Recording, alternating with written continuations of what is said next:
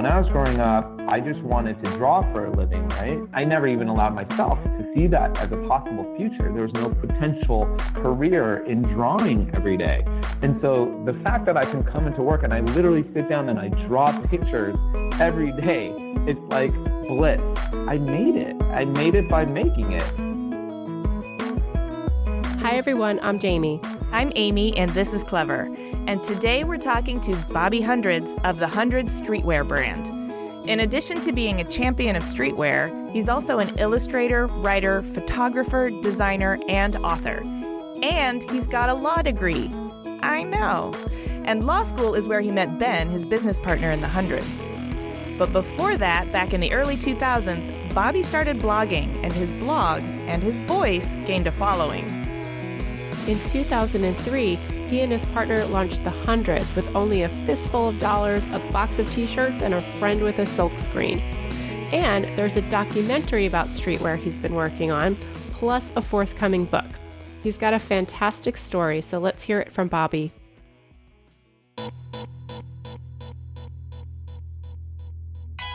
My name is Bobby Hundreds. I live in Los Angeles, California. And I'm the co-founder of The Hundreds, but as far as what I do every day, it's everything and anything. I like to just make stuff, so anything that helps me to keep this dream alive of just making things every day, I'm all for it. So we want to go back to the very beginning. We're always really curious about how people grew up, what their childhood was like. So what was your family like? Where'd you grow up? What kind of kid were you? I was the minority of a minority of a minority. I grew up in an immigrant Korean-American household. I'm a middle son, so middle child syndrome. Grew up in a town that was predominantly white and Latino at the time in Riverside, California. And I gravitated also towards more fringe interests like skateboarding and punk and art in general, which at the time was also very fringe and hopeless as far as career goes in my parents' eyes. So I think in a lot of ways, I grew up feeling very much like an underdog at best, and maybe at worst, more like disenfranchised, marginalized, and unheard. And so I think I always had like a little bit of a chip on my shoulder, and I still do. It's 38 years later, and I'm still very much trying to prove myself and that I'm important and I have value and I want to be heard and have things to say. And so I don't think I've ever lost that piece of who I am. Yeah. So that marginalized / independent spirit, sounds like you didn't get a whole lot of support from your parents on that. I mean, did you feel loved and just totally encouraged to do something more safe and stable? Yeah. So it's a very typical immigrant story, especially as far as if you're a Korean American or Asian American. I think there's a lot of people who can relate to it, but just people who come from first and second generation immigrant families probably understand as well.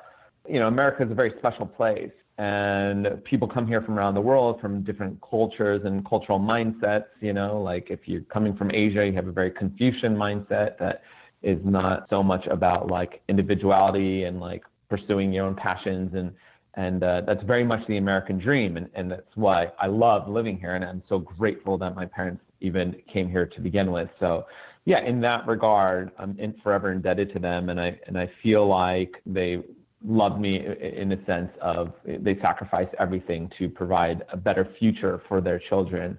In other ways, yeah, I didn't feel tended to as much as like a traditional Western household would be in the 80s and 90s, the Beverly Cleary books I was reading and the Saturday morning shows that I was watching, like Family Ties. I was just like, my parents aren't like that. My mom was like a dragon mom. My dad was like a dragon dad. Like if I had like a B+ or even an A- on a test, like I got in trouble for that. So, like I've always drawn and been interested in art and making things since I was a child. So they didn't leave all their friends behind and everything they'd ever known, move to a country where they didn't understand the language and culture, virtually penniless, so that their children could grow up to become artists, right? Like that's just completely counterintuitive, not what they came here for. They came here so that their parents could be, so that their children could grow up to become doctors and go to Harvard and have these lucrative, very secure professional careers. And so I think they were really worried that I was just drawing all the time. I did okay in school. Like I was a fine student, but also had like a lot of behavioral problems. I was just hyperactive, very anti-authoritarian, you know, growing up between cultures, right? Like my parents are very strict, very first generation, very rule following, rule enforcing, you know, we didn't speak at the dinner table, we were spoken to. And then I'm growing up in a westernized world where every kid is celebrated for being special. Everyone gets a trophy, you know, kids get to be whatever they want. You can be a rock star, you can be a pro athlete, and the sky was the limit. So being stuck between those worlds, I think, shaped me, but also was in very many ways frustrating and difficult to deal with for my parents. But it also sounds like it sort of forged both sides of your brain, and that you had to be creative in order to assert your identity, and you had to rebel into the person that you're supposed to be. And yet you still had to function in a situation where you didn't want to disappoint your parents or make them feel like you weren't grateful for your situation. That can be a good thing, too, to have to flex on both sides of your brain.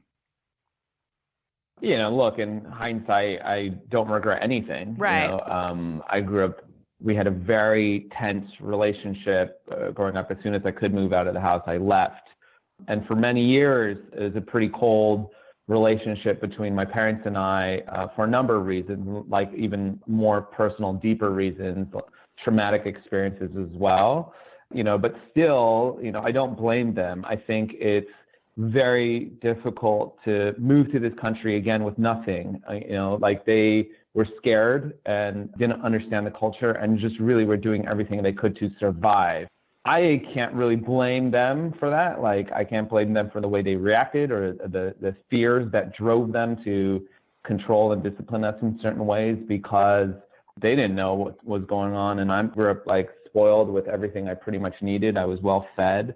And at the end of the day, like I got to live out my dreams and follow my passions into creating something that I loved. So like it all worked out in the end.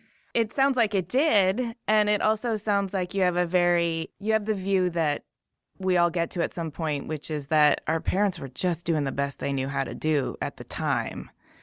It's something, once I became a parent, I became very empathetic and more compassionate about the hardships of parenthood, and realizing that my parents had no clue what they were doing. Just like I have absolutely no idea what I'm doing. There's no rule book for this. You know, no matter if I raise them too well and give them too much love, they'll be sheltered. It's a catch-22 all around. Yeah. We're going to be blamed for doing something that will traumatize and negatively affect them for the rest of their lives. So I have a lot more empathy towards my parents and towards parents in general, and my other friends who are parents, and even towards myself, and just forgiving myself for not being the best parent I can be all the time. I'm just like doing what I can. Yep. Yes. We're all just doing our best. We're all doing our best.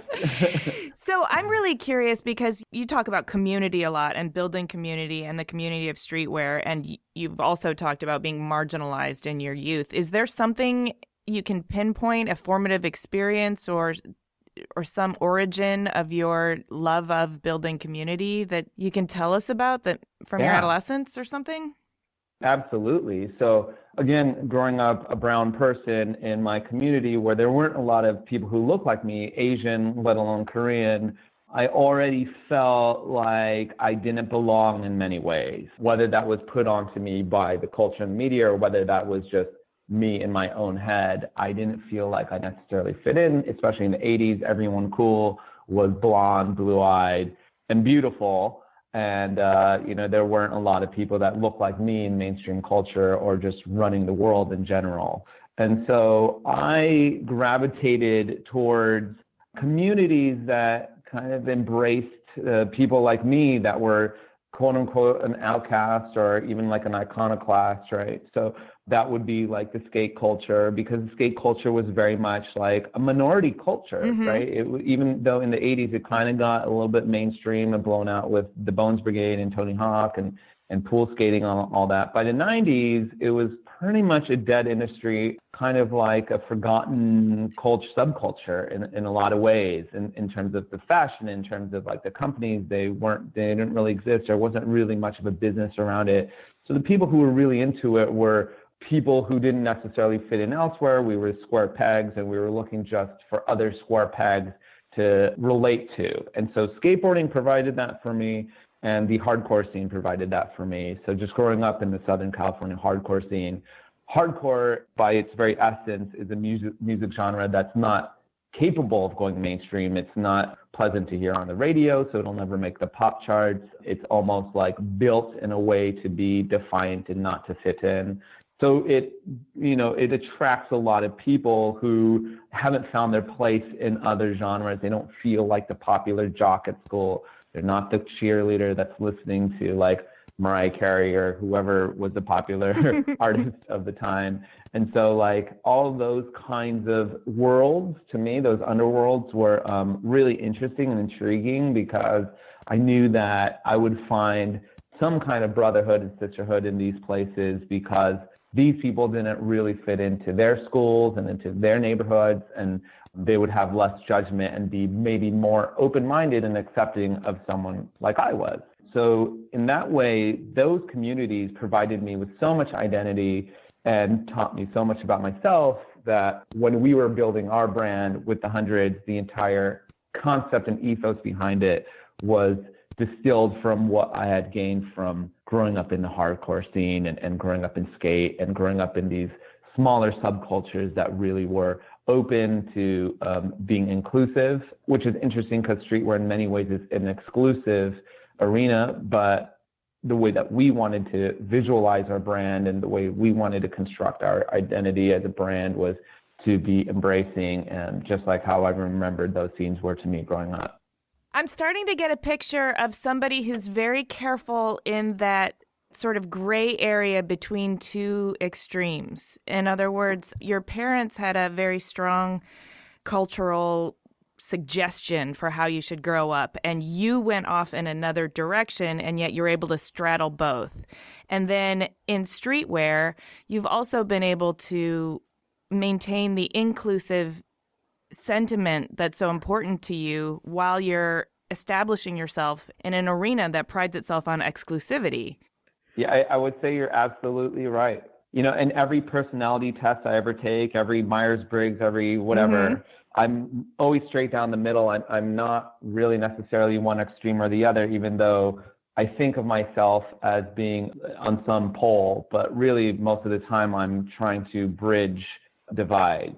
I'm almost like an ambassador, a cultural ambassador in certain scenes. And even in streetwear, when we got into it, and still to this day, we've been doing this now for 16 years, I like to emphasize the point that we are very much still a part of the community. I feel like I'm a fan still. Like, even though I own a brand and I work on it every day called The Hundreds, I'm still very much a fan of The Hundreds. I'm a fan of other brands. I've never looked at myself as elevating to a different tier. And I think my job and duty has been, and what I've really enjoyed, I think more than anything, is to be the guy who takes you by the hand and walks you through these worlds where you wouldn't necessarily have had access to. So I just want to share like cool things all the time, like music I'm listening to, like, let me share it with you. I want to bring more and more people in. And so that way I'm inside, but I'm still very much with an outsider mindset. And maybe that explains a lot of the Hundreds' success, is that, you know, we never lost sense of what the fan's perspective was and what the customer is, because we are a fan and we're still a customer. And I think you just said something that's super key, is that you're on the inside, but still with an outsider perspective. When I was doing research and I understood that you got a law degree, understanding your childhood and how you were raised, I can totally get why you would go get a law degree. It's a way to placate your parents. But at the same time, you were getting in there and able to get under the hood and learn how to tinker with the machine so you could change things from the inside. Absolutely. That was why I went to law school. I think there were two options put in front of me from my parents. They wanted me to be a doctor or a lawyer, right? Like, again, Asian immigrant parents, they're like, this is, unless you become a lawyer or a doctor, you're going to, die broke in a gutter somewhere in this country. And they didn't see that there were so many other opportunities to make money and to make like very successful and happy livelihoods. I didn't necessarily want to do either of those things. Before I went to law school, I was freelancing a bit, writing, doing photography, and designing for a bunch of different publications, magazines, skate magazines, street culture type magazines. And 9/11 happened, and the media industry kind of dried up. The advertising withered away. It was hard for me to pull freelance gigs, and I just wasn't a good freelancer in general. Like, I'm not very self-disciplined. I couldn't adhere to some type of a schedule. So I kind of went to law school in a way to appease my parents, but also just as a way to basically a holding period so I can figure out what I was doing with my life. But the other reason why I went to law school, as you said, was I figured, I had a background in activism and social justice work, and I thought if I went to law school, I could really make changes from the inside in ways that I couldn't necessarily just get done by protesting on a street or signing a petition or like writing an essay about. I was like, maybe I can actually break some rules and make some new rules from within. And so that was probably the largest driving force behind why I applied to law school and thought at that point in time that I was going to go into some legal related field. Yeah. That's so interesting. I totally, maybe it's my designer's perspective or maybe because I'm a builder too, but I totally feel the same way that you do. Is I don't want to smash the machine. I want to understand how the machine works, and I want to go in and make some improvements that everybody will be happy with. But I want to understand how it works in order so I can tinker with it and make it better, not just dismantle it and then we don't have anything we can work with. There's a real punk and destructive side of me that loves to break things. And there have been many moments in my life where I've done that. I've done it to other things. I've done it to other systems. I've done it even to my own company in a lot of ways. I'm a very self-destructive person.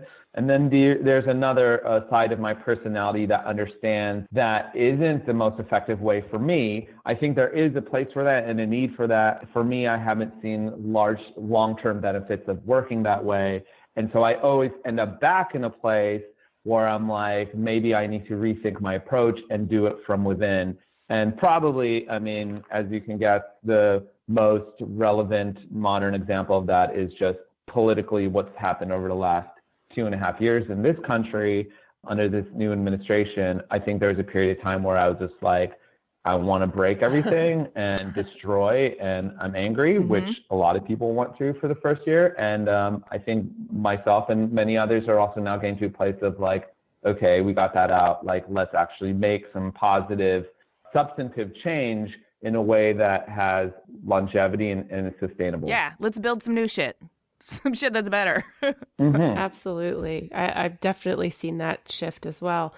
You and I actually have a couple of things in common. I almost went to law school, but ended up writing a blog instead. So I would love to hear a little bit about how you started blogging, why you started blogging, and then how that led to the founding of the Hundreds. Yeah, the Hundreds owes so much of what we are and who we are today because we're a storytelling brand and very much rooted in writing and stories. I can trace it all the way back to the blog. Our early success was founded upon thehundreds.com being my personal blog. This was in the early 2000s, but even before we started the company, I had a blog that was up and running because when I was a teen, I was really into making zines, and that's just growing up in the punk community. I think zines were in the 80s and the 90s what, let's say, social media, Instagram or Twitter is today. It was a way just to be heard because you felt like you were just getting lost in a sea of noise or mainstream culture wasn't really acknowledging you. Especially back then, the media was run by the big six, right? So you had certain media strongholds that told all the news, and that funneled all the way down to like your favorite music magazine that you'd read. And so everything was kind of controlled by 6 different entities. Oh, and radio was so controlled too. Like the pop music that you could hear was so controlled. 100%. You were listening to the same music. Everyone was listening to the same music that was paid and orchestrated by the same puppeteers. For our generation growing up, we got sick of that to a certain point because we started seeing that everything was fabricated and forced and artificial, and also that no one was addressing our vantage points, right? It was a very specific vantage point that was being preached down to us. And we thought that we had something to say. And me especially, again, like being a minority from a minority town, interested in minority activities and pastimes, I was like, there's no one out there who is speaking to me on a level where I feel like I'm being seen. And so zines gave us that platform, right? Even if there was only 5 people buying your zine, now 5 people were listening to what you had to say. You can build that zine up to getting 20 readers, 100 readers, and you started going around the shows, carrying them with you and selling for $5 a pop, making a little bit of money, having a little bit of influence, and also now feeling very comforted in knowing that your voice was being heard and represented out there. And so in 1999, I think, or around 2000, Blogspot launched, and I was obsessed with it because I was like, this is zines, but free. Like the whole process is free.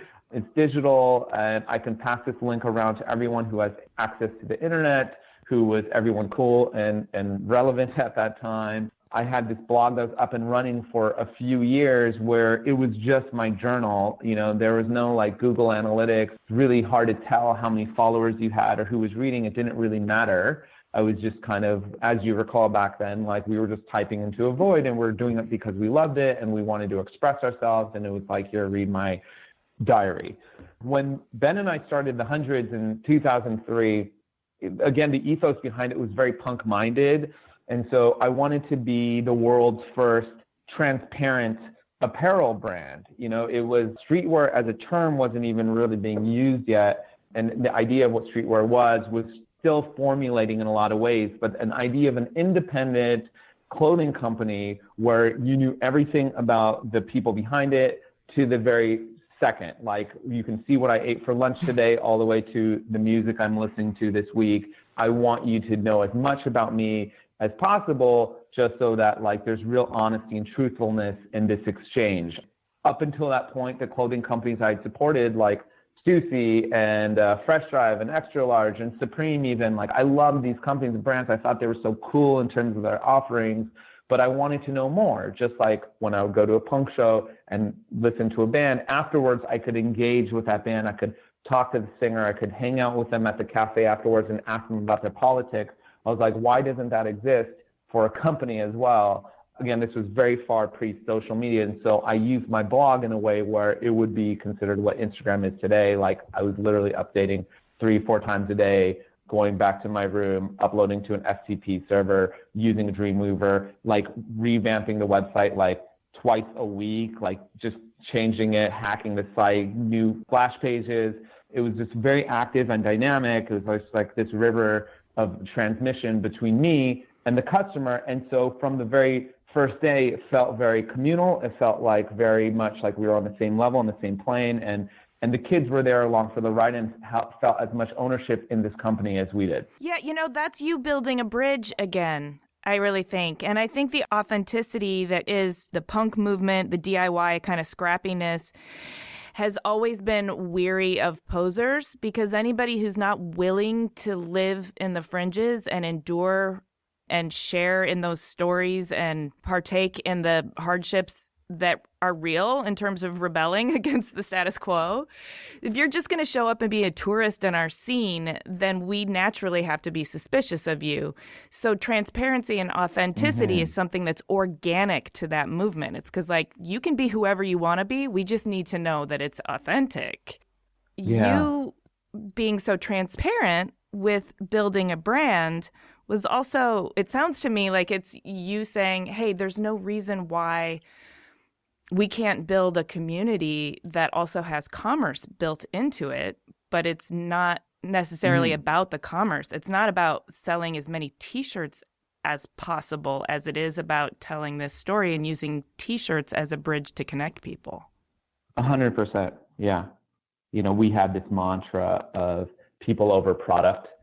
Look, at the end of the day, I sell clothes. That's where I make my money. The brand does well. Does it do like exponentially well? Like, are we a ginormous business? Like, I don't know, it's relative, but I don't think so. I have a home, I have a car for my wife and a car for myself. That's it. And the rest goes into just keeping this brand going and taking care of our staff here and being able, again, to make things every day.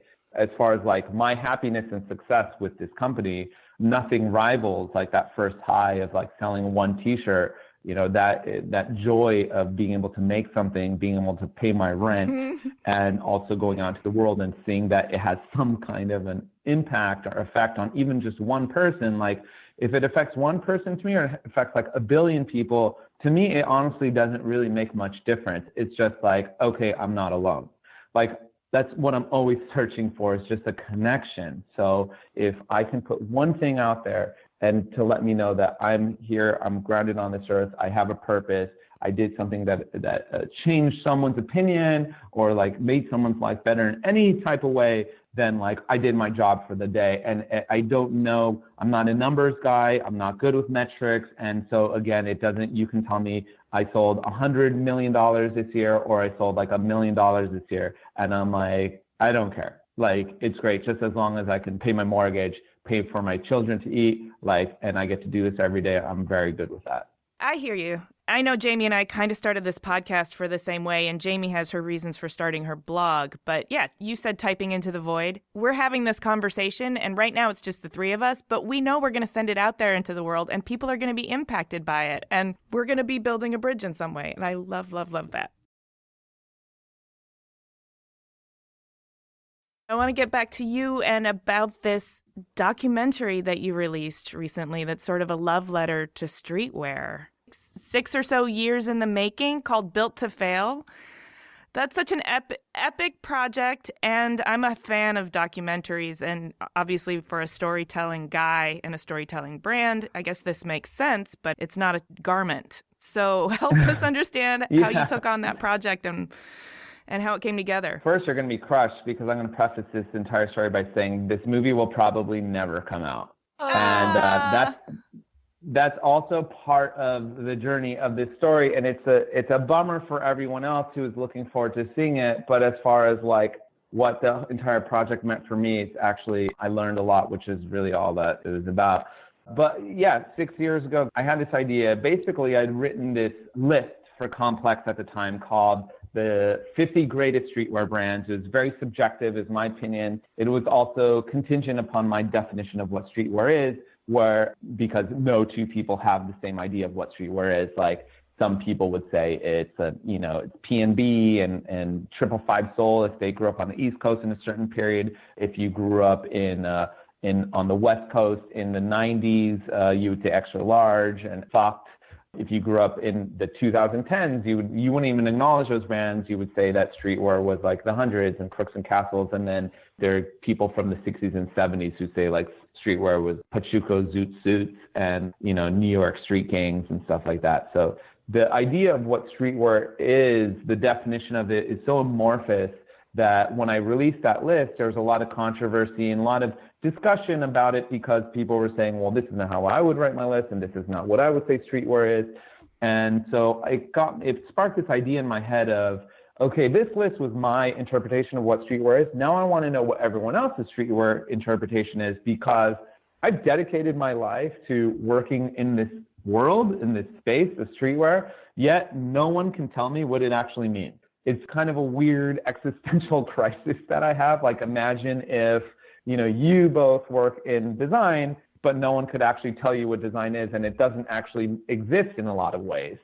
And so that was the motivation behind the documentary. So I traveled the world, interviewed over 170 hours of footage, 50 different subjects. I literally went from one subject to, I would ask, who do you think should be in this movie? And they would tell me, suggest someone else. I would fly over and sit with that person, and just did that for 2 years of filming and editing. The epilogue to this story, however, is that when we had signed on to do this documentary, no one wanted to take it on. Again, this is like early 2010s. Streetwear, although we thought it was a big thing and we thought it was going to be important, studios, producers, production companies, investors didn't really see the value in it. They thought that this was also like before the success of many Netflix documentaries. And so there was very little interest in picking up documentaries because there was no money in it at that time. And then also just a very little interest in streetwear in general. Like the fashion trends of that time were still very much about like Americana and denim and stuff like that. We signed on with an executive producer who funded the movie after we completed the movie, which was very much because he was the EP and because he owned the movie. Ben and I don't own any of this movie, surprisingly to a lot of people.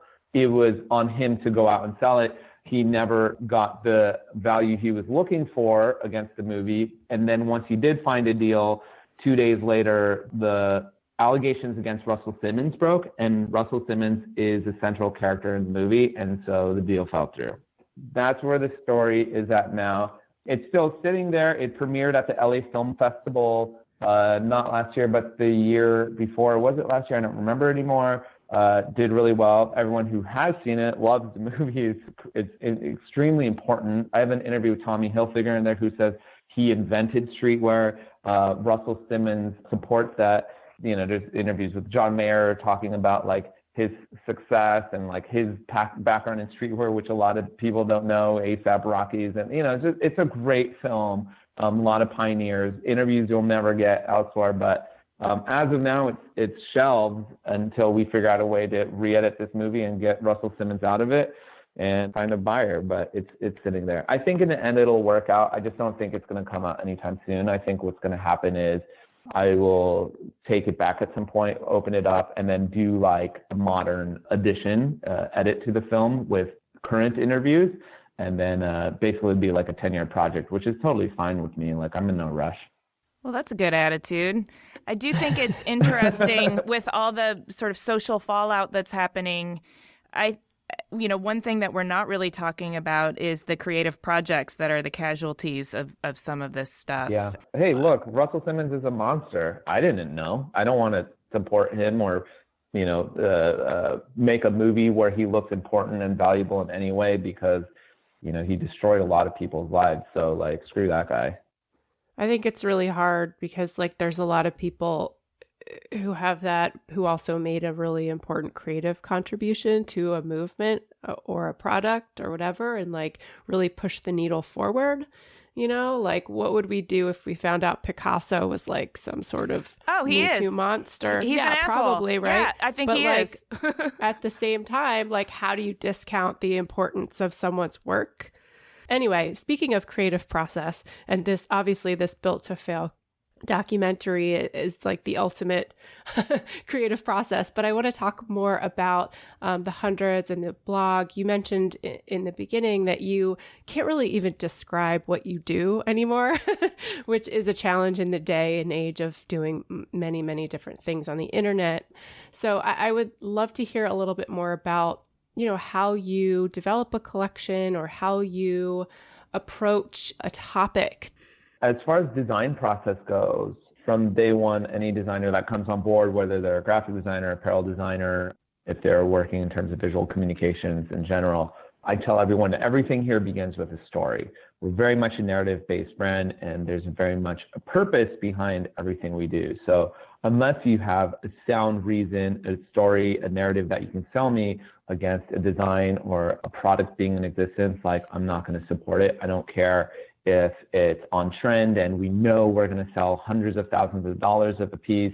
If it doesn't tie back into reinforcing our brand narrative in any way, if it doesn't highlight a different facet of a very complicated personality of the Hundred, I don't care. I think in the end, that would actually devalue and degrade the brand by doing things that are out of character for us. So the stories always come first. I look for stories that come from Ben and my past experiences, our backgrounds, and then also things that are very much happening within the team and their lives as well. So I don't want to discount people who are working on project. I have our head apparel designer. Her name is Erica. She's so talented and also amazing because we're a men's apparel brand. And as a woman, she designs men's apparel better than anybody else I know in our world. But she also has very different experiences growing up in LA, being a woman, being Latina, and seeing the world through a certain perspective. And so there's a lot more influence from her in terms of the collection and aesthetic than it did back when I designed it entirely holistically by myself. Patrick, our creative director, is from Vancouver, Canada, and he very much grew up in the West Coast skate scene, but he also has like different interpretations of like what Western American culture looks like, being from Vancouver, things that he grew up with, I didn't, and still we reflect a lot of those opinions in our work as well. I don't know if the lay consumer, the casual consumer necessarily appreciates how much storytelling goes into like literally everything we make, down to the names of products. But I know I couldn't live with myself if I was just doing things just because. I've never been a fan of design just because, or let's try this just to be different. Or there was this period of time in early streetwear, early on when we were starting out, where there were brands that just started doing like a lot of diagonal stuff on the bias and adding features to pockets and things that just really had no use, but it was just for the sake of design and to be weird. That speaks to a certain demo. But for me, it's never really resonated with me, that type of design. I was just like, what is the reason for that outside of like, let's just try just because? I take it a little bit more seriously. And so like, you know, maybe I take it too seriously as far as like my creative process.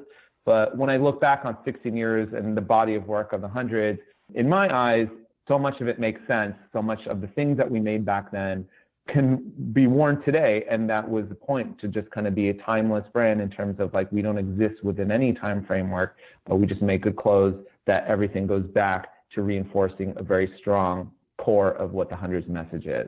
And when you talk about a narrative or a story, how does that story originate? Is there somebody who sits in your office who like writes something? Do you write a blog post? Like how is that story communicated to the team? It happens in different ways. Sometimes it just happens in conversation. A good example is, let's say, okay, so early last year, I went to Paris Fashion Week. I was really just there as, again, insider, but also casual observer. So I'm sitting in Virgil's show for Off-White. I'm admiring his work. I'm admiring the theater of it all. It's very main stage. It's very pop. It's paparazzi. And then I'm reflecting back on what I do back at home. And if you ask a certain streetwear customer, they'll say the hundreds is mainstream, but there's also, in many ways, we're also still very much independent underground. You know, we're still owned by ourselves. Like we're not a gigantic company like Off-White. And so I was kind of comparing and contrasting like what I do, what my role is, what Virgil's role is, what high fashion's role is, and compared to like actually like on the streetwear. And I started thinking of this dynamic between the underdogs and the champions, and how you need both. And as I was going on, I was flying home, and the movie that was playing on my chair was Rocky, the original Rocky. If you don't remember that movie, it's an incredible film. It's a love story more than anything. It actually has very little to do with boxing. You don't even see who wins the boxing match at the end, which is crazy. It's awesome. But the movie, what's happening in that movie is that Apollo Creed is the superstar. He's like the Kanye West of boxing at the time. He's the big show, and Rocky is a virtual unknown. Apollo feels like he's losing some type of relevance because he's losing touch with his fan base. He's feeling inaccessible. He's feeling just basically so transcendent from what the world of boxing is that he needs someone to fight on an organic street level. And Rocky, meanwhile, is feeling the opposite. Rocky's feeling like he's the underdog. No one knows who he is. He knows he's a great fighter, but he just needs a shot. Like, just give me the chance to play. And so they find each other, and you have this epic battle. And I then related that to, that's what's happening in streetwear, is that you need the high fashion, you need the main stage, you also need us on the floor doing the groundwork, and we both cannot exist without the other. We're very much a yin-yang, we're very much a synergy. And so I wrote a blog about it on my flight home, and then that I came into work and we discussed doing a project with Rocky, a licensing collaborative project with that, and starting to explore all the fashion of that time and And many people don't know the hooded sweatshirt was basically inspired and created because of that movie, because of the way that Rocky wore his hood under his sweatshirt. So then we started delving into all this old American sportswear. And now you have like a full story that began all the way with like an opinion or something that was just on my mind. And so there's like a real reason for it's not just the hundreds and Rocky, where it's like, what does that have to do with each other? We did our best in the months leading up to that to explain how this project came together. So when people are wearing it, it's not just a picture of Sylvester Stallone on a t-shirt. It actually embodies the spirit of the underdog and the champion needing each other to survive. I'm so glad we asked that question. That was an amazing story. And Rocky is like one of my all-time favorite movies. And I think that's you, Bobby Hundreds. Awesome. You're both the underdog and the champion. Yeah, I think in many ways everyone is. I think you have to get to a place in your life where you have to acknowledge that you have to go from a place where you were fighting like an underdog and then recognizing when you are the champion in that space. And for me, that was a real inflection point in my career. I would say like, I don't know, we've been doing this for 16 years. So maybe like 10 years into the brand, I would always kind of restrain myself and like imprison myself in this idea that I was the underdog, because I so much of my identity was rooted in being the unknown, unheard guy. And I didn't really know how to thrive in a world where I was actually seen as a champion and doing well and had some kind of influence on a larger scale. And once I recognized that I was like not so much the underdog anymore, and maybe I need to start fighting like a champion, and there's a need for that as well, did I find a lot more enjoyment and success, and the brand changed actually. So it changed my life, and it changed the trajectory of my career and the work that I do also. That makes so much sense. And I think you're right. I think there's an underdog and a champion in all of us, but making that switch, figuring out when our identity is actually holding us back. Yeah. And so much of being an underdog means identifying against the champion, right? As the opposition. 100%. So you have to be okay with ascending, with the fluidity, I guess, of the relationship between the two. Yeah. Look, it's relative, right? So in some ways, I'm still very much an underdog. Like when I was back in Paris Fashion Week this month, and in many ways, I'm still an underdog. I don't really belong in that world. I shouldn't be there. And I pride myself on that. I pride myself in being in a place where I don't belong. I love that feeling, and feeling like I need to enter this space and overcome it and disrupt it. Like, I hate that word. Let's say we're going to just break the system and do it in a way where I'm going to feel heard and represented again. And then I come back into our zone, and I have to also realize I have a responsibility as a champion to take care, to be the Apollo Creed, to reach out to the young guys. So we are constantly collaborating with new designers, new brands that are trying to come up in the scene, highlighting them, trying to give them a little bit of a push, because I know I can't exist unless I have them on board. And I think that was a mistake that the generation before me, as far as streetwear and street fashion was concerned, made, in that they were not very helpful towards the later generations, the new kids that were coming in. And those kids, like me, ended up swallowing up a lot of their existence, and they're very bitter for it.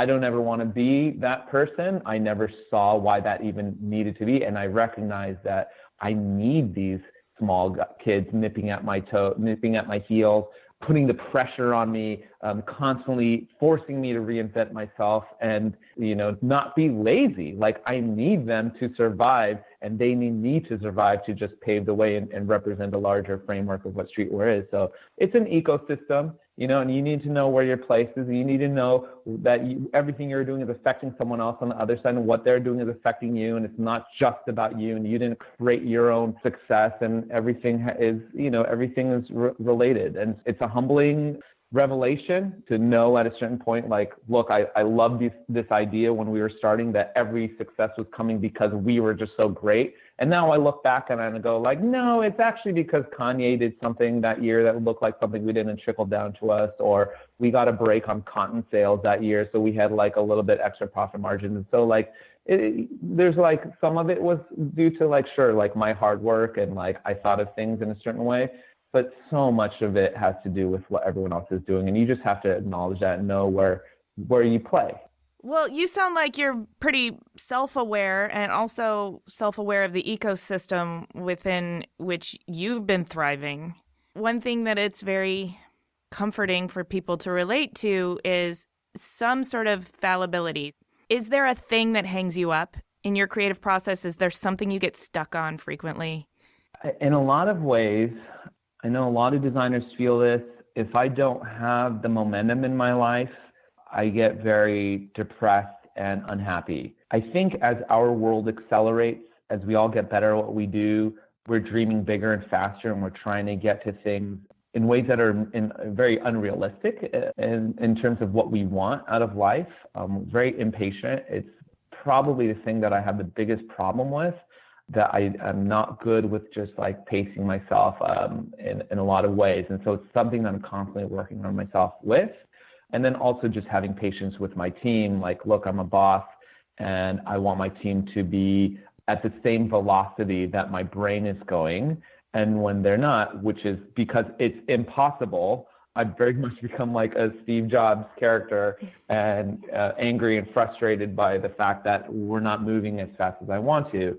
So I think that's probably my biggest issue currently, is that I feel like I'm getting stalled a lot because I can't output as much as I want to. That's kind of more theoretical, maybe not as like tangible, but I will say this. Do you guys know I'm writing a book, or a book is coming out?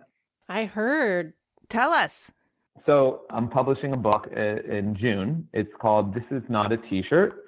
It's published by Farrar, Straus & Giroux, which is really important to me because, you know, they're home to everyone from like T.S. Eliot to Joan Didion. And at the end of my life, I really want to be considered more of an author than anything else, as more than even a designer, more than a business person. I hope I'm remembered for telling great stories. For the last 2 years, I've been working on this book, but everyone asks, like, what is the book about? I just say casually, it's a business memoir. And so your first thought is to think, oh, it's basically how he built the hundreds and how it's so big and cool and everything. That's maybe the first third of it. And the second 2/3 is about how everything failed. We lost a lot of momentum and steam in the early 2010s for a number of reasons that I get into in the book, and dealing with the hardships of rebuilding, reassessing and rebuilding and regaining traction back in our space.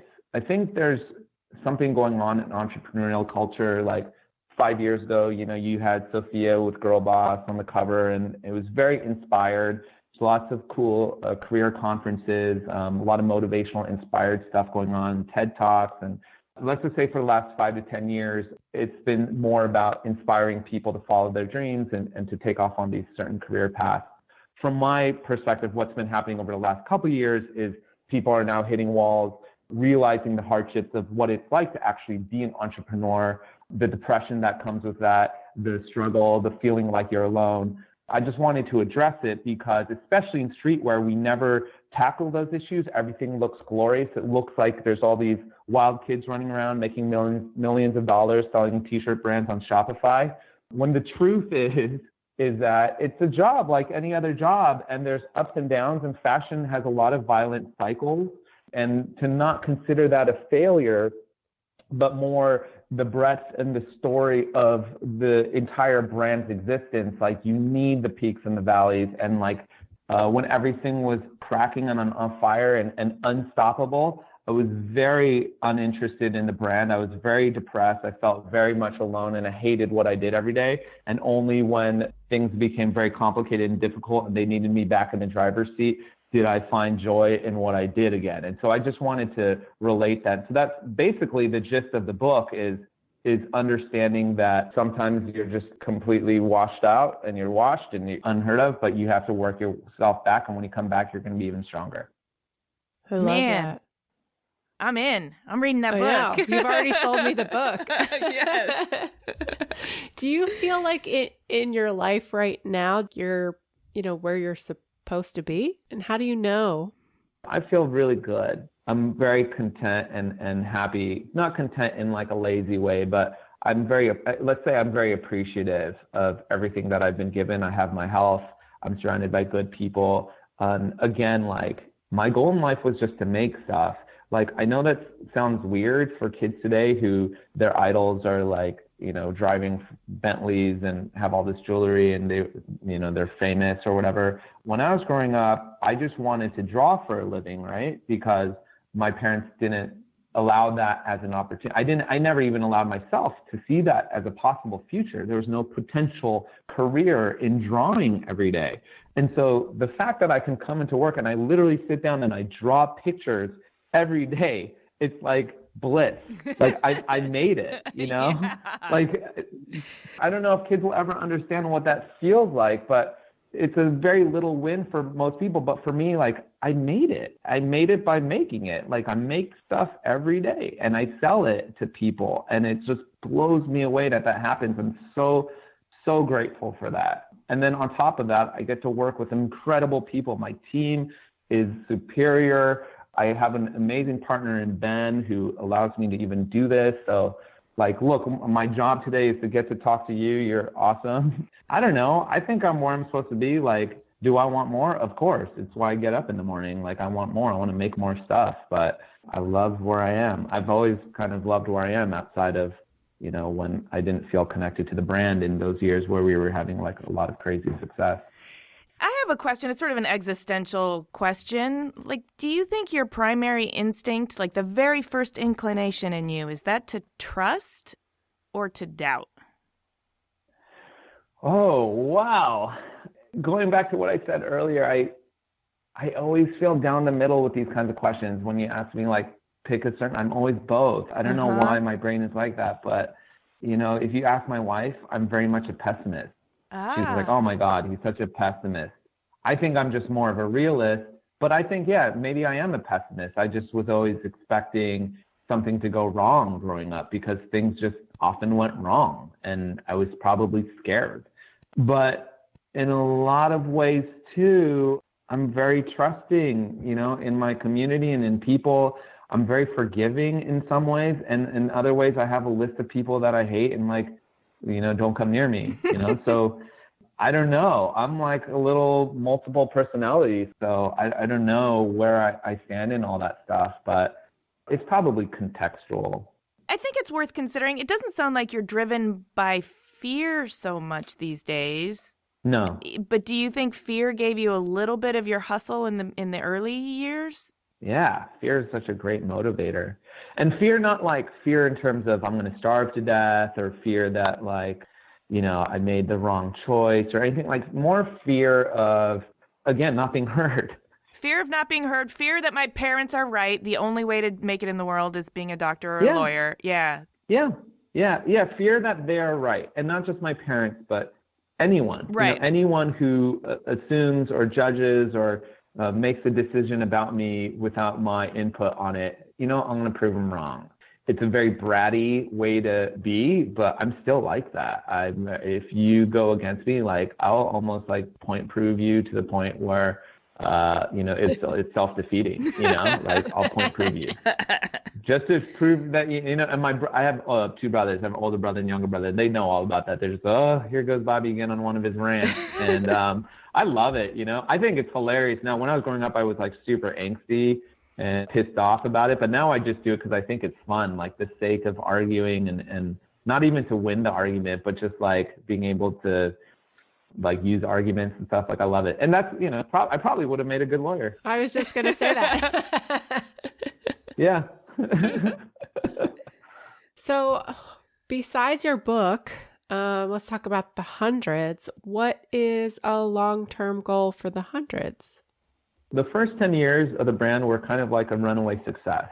And I think if we had developed this brand just 5 years after that, it would have been even a crazier success because the facility of the Shopify and e-commerce and stuff like that. We didn't really have a lot of e-commerce play at that time. People were still very distrusting of online shopping, which is like, again, like crazy to think about. But we had this crazy success. We were very much unstoppable. Like I could make anything and it would sell out. I could set it at any price, it would sell out. And as I was saying earlier, I didn't love it because I felt like I wasn't really necessary in the equation and no one was really looking to me to pilot the ship. It was on cruise control and everyone was just kind of doing the routine, just kind of like following the pattern. And it was not creative work. It was lucrative work, but it wasn't very challenging and it wasn't compelling. So people weren't necessarily engaged and enthusiastic to be at their jobs every day. The company grew really big. We had over 100 people by the early 2010s, which is very difficult to manage for someone like me. It might surprise you, but I'm very much an introvert and I'm not a good manager. Much of my job became administrative, replacing people's chairs because they were hurting their backs, listening to people like badmouth me. And I just was like, I'm not a good boss. I'll never be a good boss. I'm not even a good leader. I just like to make stuff on my own. And somehow this all happened.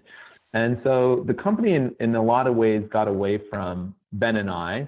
We felt very much out of control of the brand and its destiny. It started appealing to a lot of people who wanted to invest and a lot of money hungry people who were looking at us like as we were dollar signs and not really seeing what we were contributing to culture and contributing to design. Ben and I kind of made a conscious decision a few years ago to scale the company back and do it on our own terms. We did that very deliberately, very, very skillfully and slowly. It's been a gradual 2.5-year process now.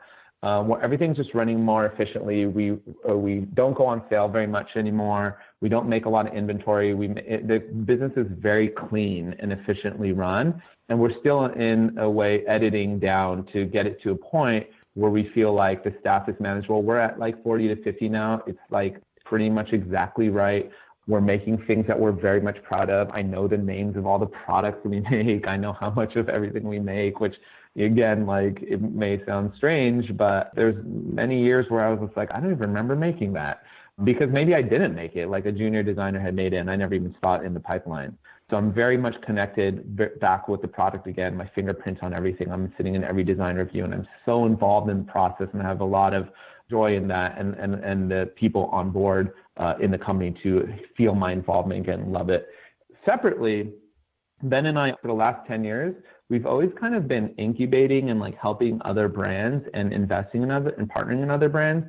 It didn't really work for the first part of that. And not until recently, over the last 2 to 3 years, have we been partnering with some smaller brands in the space who've become really big and notable.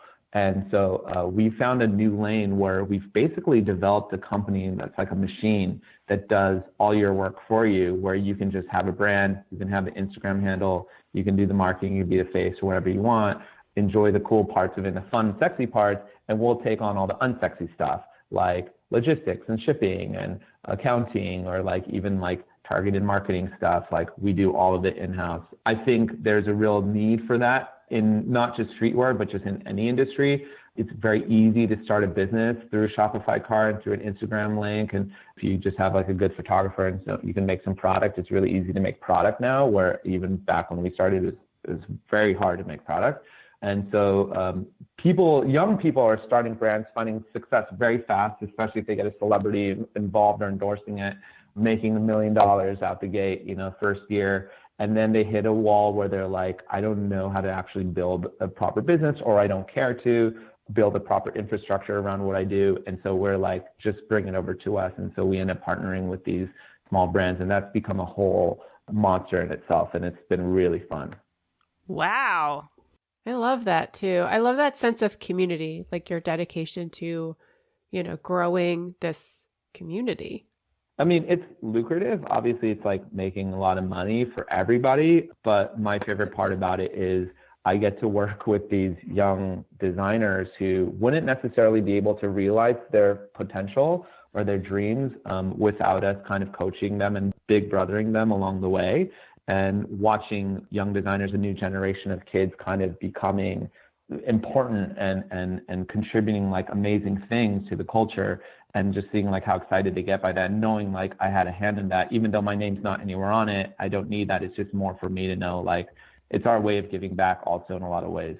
So it's fun. If you come down to our office, it's like a never land over here to just brands and people everywhere, designers and photographers shooting stuff, and it's just crazy. It's like half of it's the hundreds and half of it's like other people doing awesome things. I think it's your way of supporting the ecosystem too. And on some level, supporting that ecosystem means protecting it from deterioration and pollution and situations where, good brands can't thrive.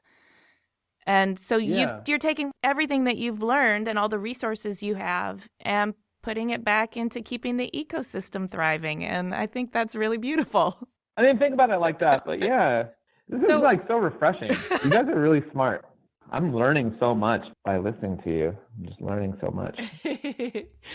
I'm interested in knowing if you personally have a long-term goal or what's next for you. I know your book is coming out in June. I assume you're going to do some sort of book tour. Are there any other goals that you have for yourself? So the book's coming out in June, but I've already been taking a lot of movie and TV deals against it. So it'll probably turn into something visual at some point. I didn't necessarily think about that going into the book, but I think there's a real desire and a thirst for this kind of story right now. Obviously, streetwear is trending, but also just like from an entrepreneurial perspective, just providing solace for people who are looking to building their own company, but also knowing how to deal with the hardships of it and keeping a perspective about it. There's a lot of interest on that end from like the Hollywood side, and that's cool. Look, I want to be an author. Like, I want to write books. I want to get into fiction. I want to write like a modern day Outsiders.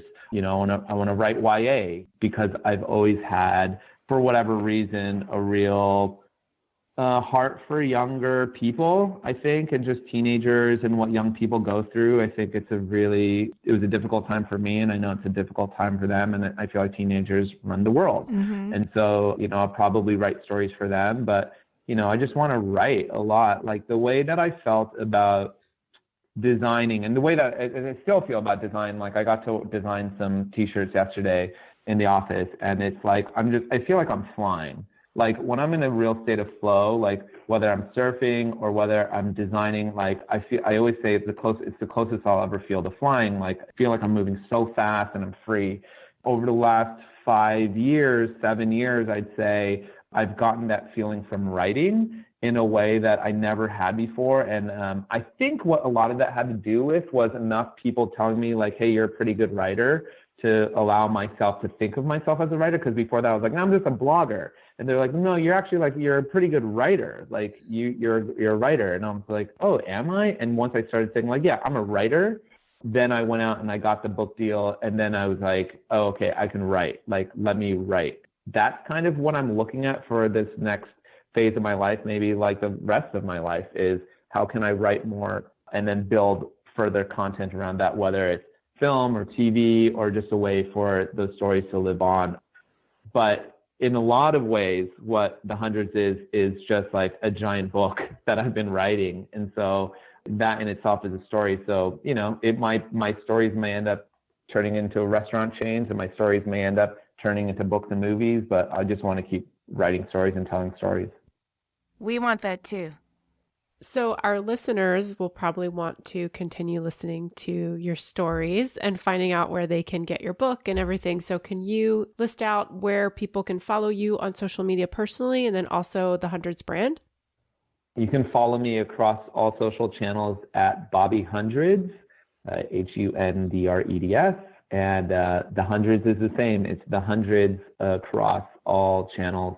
And that book of mine is called This Is Not a T-Shirt by Bobby Hundreds, and it can be pre-ordered on Amazon now. There's no cover graphic yet. That's still coming into play, but that link is there, and I would really appreciate it if you supported it, just because it's my first book and I'm nervous about it. I'm sure it's going to be awesome. I'm sure it is too, but I just also want to let our listeners know that pre-orders are super important for books because it lets the publishers know how much demand there's going to be. So pre-order it, guys. Also, thanks. We want to know where your blog is. Tell everybody the URL where they can find your blog. If you want to read my blog, you can go to thehundreds.com, and in the corner it says Bobby's blog. It's not updated the way as frequently as it was in the past, but actually that's about to change, and we're currently reformatting the website to bring my blog back in a way it hasn't been since like 2010, because I just have even more to say, shockingly. I have more to say than I did back then. And I don't know, this is a whole different conversation, but I have this thought about blogs, and I think they're really important and necessary. And they're probably not going to make you a ton of money, but I just think that they're valuable to the world, and in a way that social media cannot provide. I think through social, it's very much just like you're locked into somebody's presence, and you kind of have to, like, they just shove all this content down your throat. And I like this very like non-aggressive way of like having content and editorial and written stuff on a blog living somewhere that I update every day. And if you want to come to it, you can. And like, I've never been a salesperson. I don't like going on my Twitter saying like, click on this link and read about this. I just would rather let it live. And if you find it, you'll share about it. And if not, like, it's all good. I'm doing it because I just want to write. I love that. I feel like, if you make good work and somebody finds it and shares it, like, that's the ultimate sales tool, right? I mean, word of mouth is the best way to get people interested. It's also a way for you, I think, as the author, to keep it kind of clean and pristine, in that you don't have to drive traffic there. And because the minute you like have to, or it becomes part of whether the blog itself is sustainable or not for you, then the joy of writing gets commodified, and then it gets, You get pressure to create, and then that can ruin your creative process. I mean, there's a whole thing about it. Man, Bobby, I want to have more conversations with you. Can we do this again? I want a part two. This has been so awesome, and I think you're a really smart, really insightful person, and I love your perspective on life. I love the way you're able to see things from the inside and from the outside. That's a really important skill. And I know I've read your blog. It comes out in your writing. I can't wait for this book. And thank you. This has just been one of my favorite hours of my life. So thank you. Thanks for listening, everybody. To see images of Bobby and his work and read the show notes, click the link in the details of this episode on your podcast app, or go to cleverpodcast.com, where you can also sign up for our newsletter. Subscribe to Clever on Spotify, Apple Podcasts, Google Podcasts, or wherever you get your podcasts. And if you would, please do us a favor and rate and review us. It really helps us out. We love to chat with you on Twitter, Instagram, and Facebook. You can find us there at Clever Podcast. Clever is created, produced, and hosted by us, Amy Devers and Jamie Derringer, also known as 2VDE Media, with editing by Rich Struffolino and music by L1011. Clever is proudly distributed by Design Milk.